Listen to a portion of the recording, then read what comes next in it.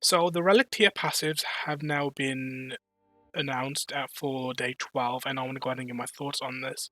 This is going to be a longer video, hopefully, because I did skip that day. I didn't do it on um, the 9th. Today's the 10th, and I will take my time to do this. To start off with, I want to go over these relics right now, because originally I was hoping for Banker's Note to be in tier 6. No, tier 6, right?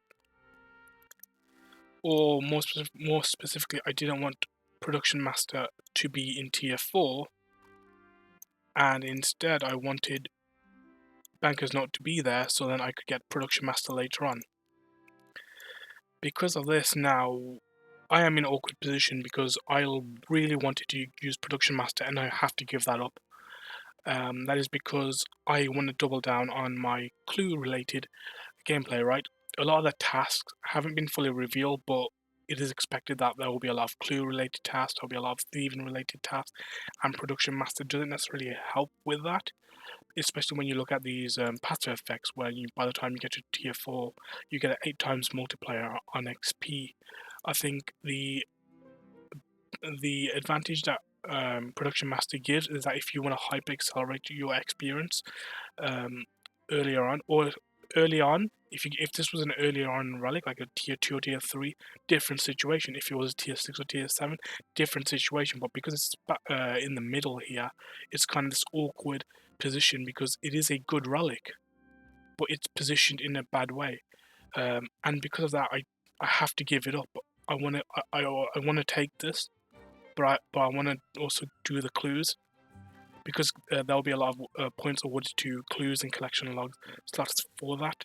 And then also the rejuvenated one. The rejuvenated is really good. I think when players start figuring out what tasks they have access to and how that rejuvenated works with them, I think it will they'll be able to like min max this relic, I should say. And this is like really awkward because I feel like I need to develop another strategy that includes Production Master because I really want to use Production Master. It's just one of those situations, but I really want to use Production Master. And talking about tier 6 and tier 7 real quick. Ascension, I went ahead and looked at a bunch of different content creators' tier lists and how they break down. This, more than likely, they are saying Ascension is going to be in tier 7 with Specialist. And this is, again, one of those situations where I need to think about what. Both of them are good on their own, but how are you going to use them on a practical sense? And I think a Specialist is just better for me. I think that's because when I look at Ascension and the God books, that to me comes off as very luxury, right? So it's nice to have, but it's not going to change how you play the game, right? You could even just like camp a God book. Any God book would just be fine. And obviously, I'm doing clues, so I have that benefit of the doubt to get God pages. I don't need it. I can spec into specialist, but there was also there was a prayer relic that hasn't been announced on where it's going to go, and there's 2 more relics in tier 6 that people are trying to figure out where they go. But in tier 6, Banker's Note is just the worst thing ever. I don't think Banker's Note will. I don't think Banker's Note has the same impact it has in RuneScape 3 as it did in old school RuneScape, and that's a shame because this is a waste of a relic spot. Because I'm looking at tier 5, really good relics. Tier 7, really good relic so far. Tier 6, the Perkmaster relic is really good, but Banker's Note is nowhere near as good as this. And maybe I'll be wrong.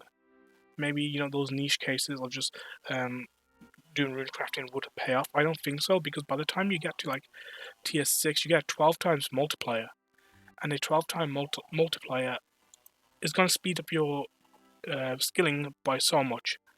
And that's ultimately, in my opinion, makes Banker's Note kind of redundant because even if you have Banker's Note, how much time are you really saving, and how many tasks at that point are you going to get done? Because presumably there's going to be a task for 99s, 120s, and 200 mils. So how much time are you going to save? I'm just going to pause right now because stuff's happening in the background. So now that that background noise is out the way, I am going to go ahead and go on to, hopefully I got this set up correctly, the league's tasks that have been revealed. So there it is. These are all the league's tasks that have been revealed so far. And collection logs and clue scrolls are definitely on here.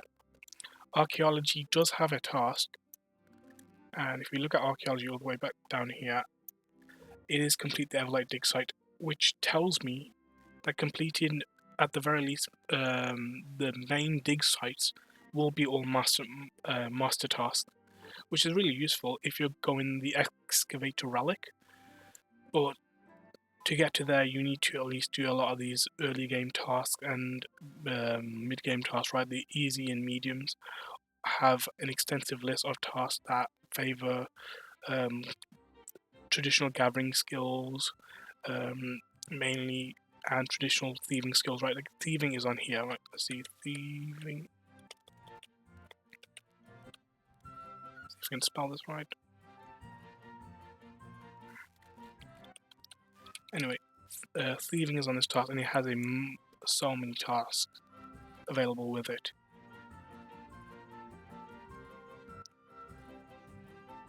That having that thieving relic will definitely help. It's not just about the level; it's about not failing, getting to that point. You're not gonna be just.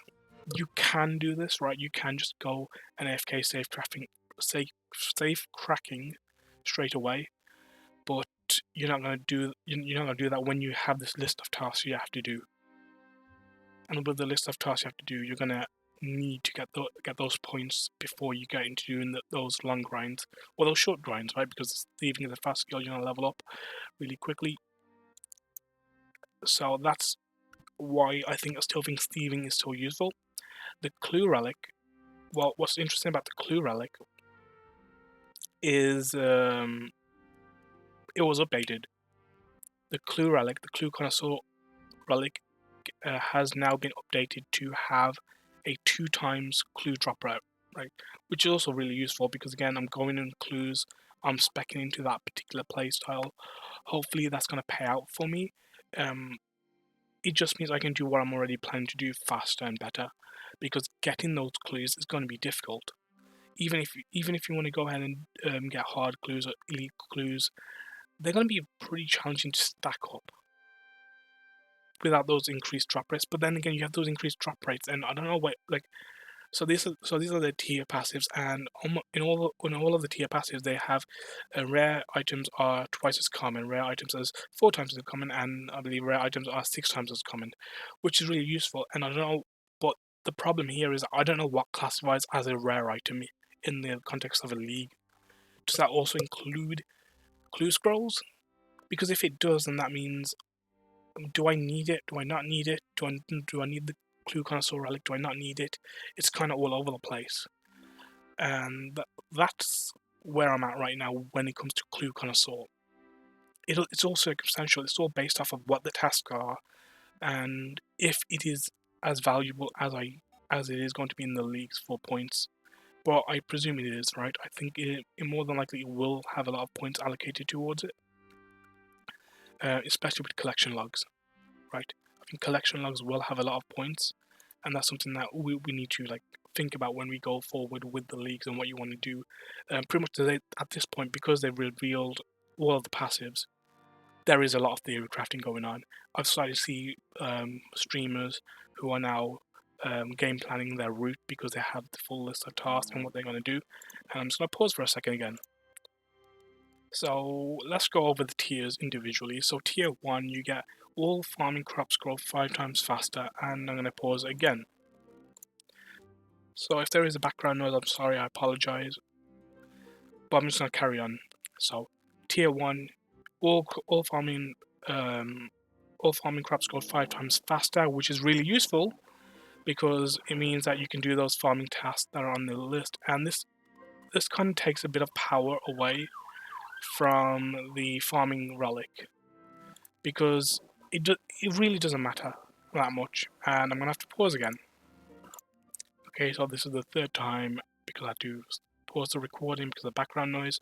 Anyway, So all farming crops grow 5 times faster. That takes that takes away a lot of power from the the farming relic, right? Which lets you automatically plant seeds, save seeds. You only need one seed per per patch, and in my opinion, that relic is not as impactful because of the dependency you need on seeds and how you're going to acquire those seeds.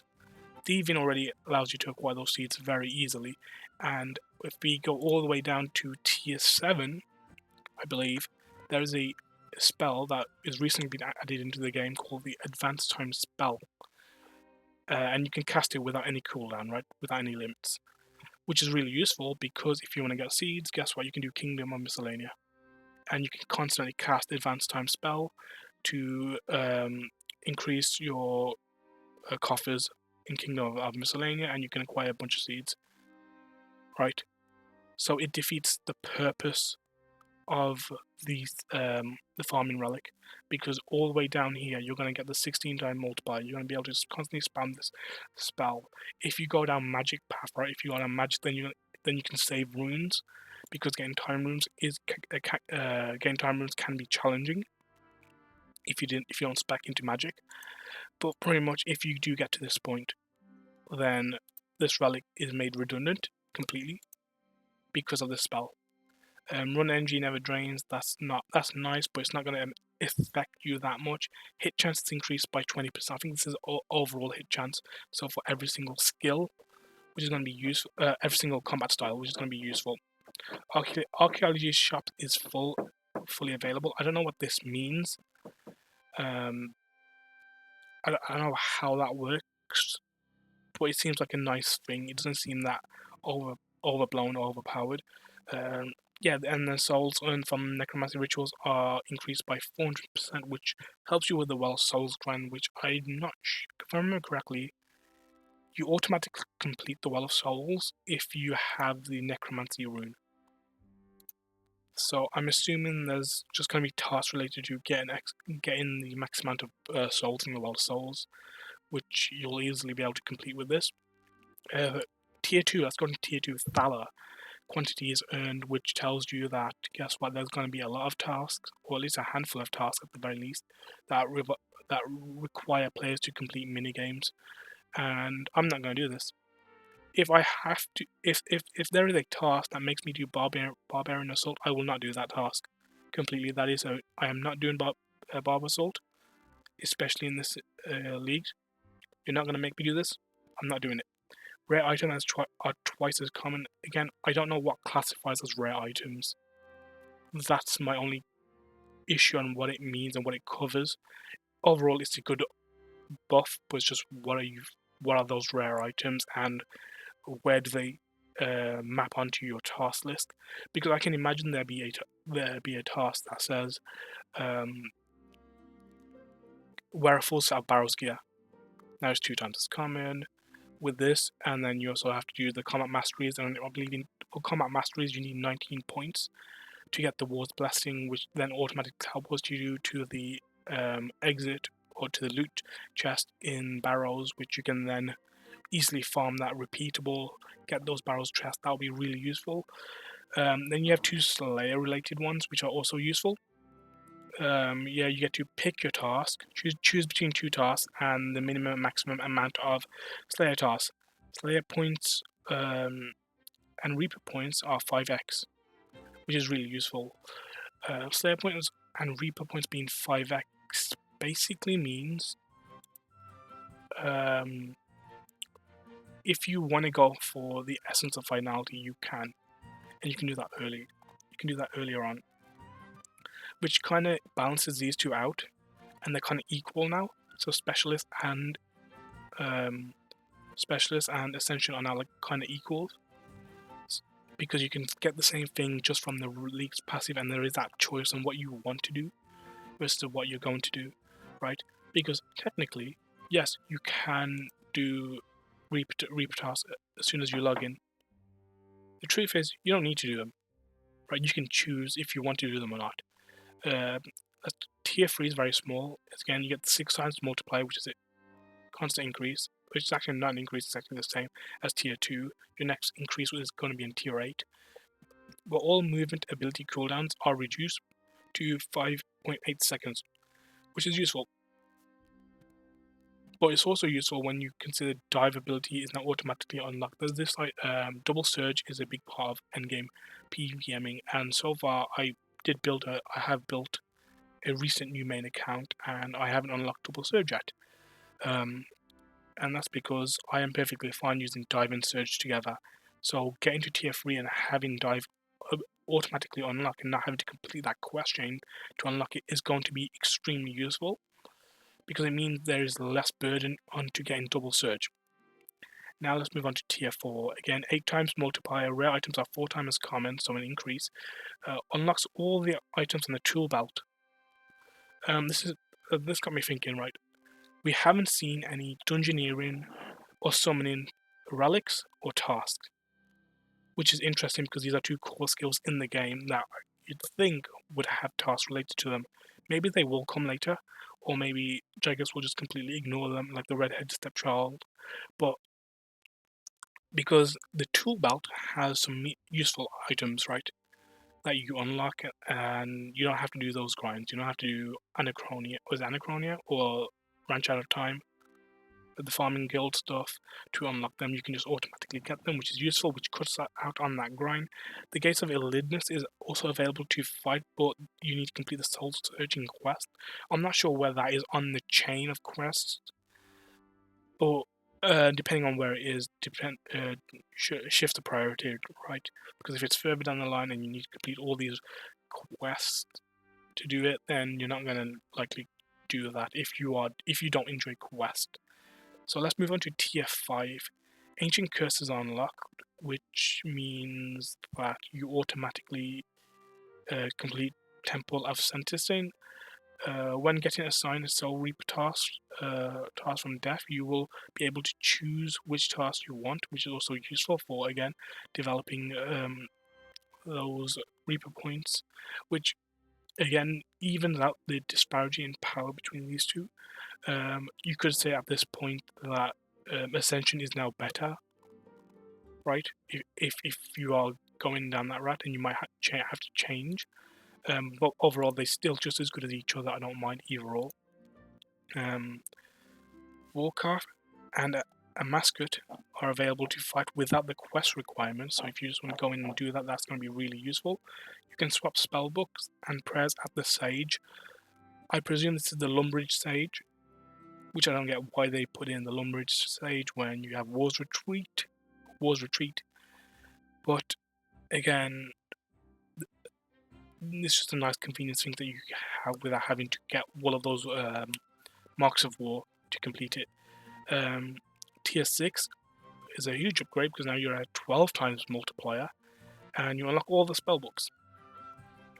And you also get the Ring of Vigor passive is unlocked, meaning you don't even need to get the Ring of Vigor if you can get it here. So this kind of means dungeoneering is useless, because there isn't any point, there hasn't been any showing from Jagex that dungeoneering is going to be impactful in this league yet. I want dungeoneering to be used as a skill. I don't want this to be a rehash of old school and we just take all the ideas from old school and just retrofit them into RuneScape 3. Can we please do something with dungeoneering, summoning, right? These skills that are legacy skills that have been in the game for a really long period of time, and show some more love to those skills that'll be useful. And then tier 7, 16x. Red items are 6 times as common, and the advanced spell times. Okay, the advanced spell is bonkers because it's a new spell. It lets you do so many things. You can constantly spam it. You basically have infinite resources with the spell. It's just going to cost a lot of runes, but you don't have to worry about that if you take the magic perk and if you go down magic as a path, which is also another option that I am considering.